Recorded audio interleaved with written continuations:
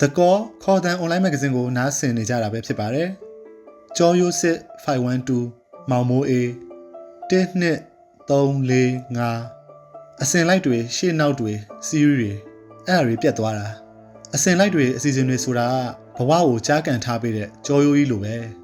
ခုတော့အဲ့ကျော်ရိုးကြီးပြုတ်သွားတာဘာနဲ့ဘာကိုစင်ကြမှာလဲဘာပြီးရင်ဘာလာမှလဲမေးတော့မုံတိုင်းတိုက်ပြီးစတငါတဲ့ရွာလေးလိုပဲဖွာလန်ကျဲတစားစီပဲဘယ်အစပြီးဘယ်ကိုဥတီတယ်လဲဆိုတာကိုမရှိတော့တာပြုတ်ထွက်သွားတဲ့ကြောရိုးပိုင်းတွေလိုပဲတစားစီလိုက်ကောက်ပြီးပြန်စီဖို့စူးစမ်းလဲဘလို့မှအစီအီဖြစ်မလာတော့ဘူးငကိုမူရင်အစီအစဉ်ဆိုတာကြီးရကိုအလုံးမဖြစ်တော့တာဒါကလက်တွေပဲအခုလက်တွေပဲခမည်းရောကျွန်တော်ရောဘဝကြီးကိုအစီအစဉ်တွေချပြီး1 2 3 4 5ချီတက်ခဲ့ကြတာပဲမလားခုဘယ်ဘူတာကိုရောက်လဲခမည်းဘူတာနံပါတ်1မှာလား2မှာလားတချင်းတွေကိုတွေးကြရတွေအကုန်ရှောက်ထည့်ထားတဲ့ playlist ကိုရှက်ဖယ်လုပ်ပြီးဖွင့်လိုက်ဘာပြီးရင်ဘာလာမလဲခမည်းလည်းမသိဘူးကျွန်တော်လည်းမှန်းမရဘူးလာခြင်းရလားဘာနေနေခံစားမယ်ဆိုရင်လည်းပြီးတာပဲမဟုတ်လားခုအချိန်နေမှာရက်နေတဲ့ဘူတာမှာဘာရောက်လဲမေးပြီးခံစားလိုက်ဒါပေမဲ့ဘူတာပလက်ဖောင်းတိုင်းမှာလူတွေက K-pop နဲ့ကနေပြီ heavy metal ကိုဖျားသခင်ကမတားမြစ်တော့ဘူးဒါပေမဲ့မှောက်သွားတဲ့ယထာအိမ်သားတွေကနေတော့မင်းထွက်လာမှရမယ်ဒါအရေးကြီးရယ်ဆက်သွားရမယ်ပြီးရင်ဘယ်ဟာပြန်စားကြမလဲငါတို့ကအစီအစဉ်တွေမရှိဘဲမနေတတ်ဘူးလူဖြစ်လာတာကအသွေးအသားတွေကစတဲ့စနစ်ကျမှုတွေပဲ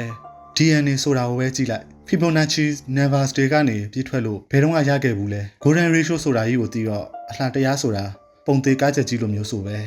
ငါလဲမူးနောက်ချချလဲငါတို့ကဓာတွေနဲ့အသားကျနေခဲ့တာပဲအစီအစဉ်တွေအစင်လိုက်တွေ1 2 3 4 5ခုတော့မရှိတော့ဘူးငါတို့ပြန်စရမယ်ပြန်စီရမယ်ပြန်စင်ရမယ်မင်းဘယ်ဘူတာတက်လိုက်ခဲ့မလဲနှစ်ကလားသုံးကလားပြီးရင်ယထာတစ်ပတ်စီးကြည့်ရအောင်ကွာအားလုံးအစင်ပြေပြေဖြစ်ပြီးအစင်လိုက်ဖြစ်ပြီးရင်ငါကတော့ယထာကြီးဘောကခုံချကြည့်မယ်လိုက်တာမလိုက်တာတော့မင်းသဘောပဲအစီအစဉ်တွေကတော့ရှိဖို့လိုတယ်ငါကတော့အစီအစဉ်တွေကိုလက်ပြနှုတ်ဆက်ချင်တယ်မင်းတို့ယထာကြီးနဲ့ဖြတ်သွားတဲ့အခါငါကပေါ့တက်လက်ရော့တက်လက်ဖွင့်ပြချင်သေးတယ်